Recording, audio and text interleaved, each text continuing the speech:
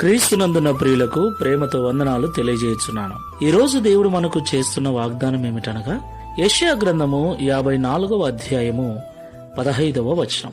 నీకు విరోధముగా గుంపు కూడువారు నీ పక్షపు వారగుదురు. ఆమెన్.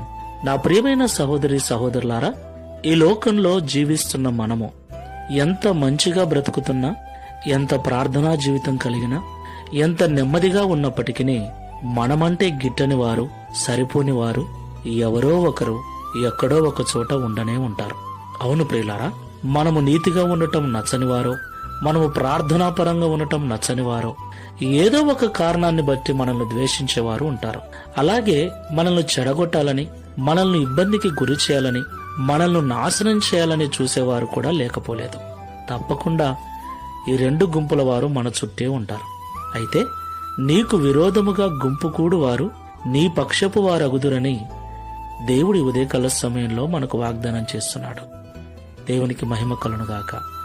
అవును ప్రియులారా, మనం ఆరాధిస్తున్న దేవుడు మన శత్రువుల ఎదుటనే మనకు భోజనము సిద్ధపరచగల సమర్థుడు. మనకు శత్రువులైన వారిని మిత్రులుగా మార్చగల సమర్థుడు. అంతటి గొప్ప దేవుడు, ప్రేమగల దేవుడు మనకున్నాడు.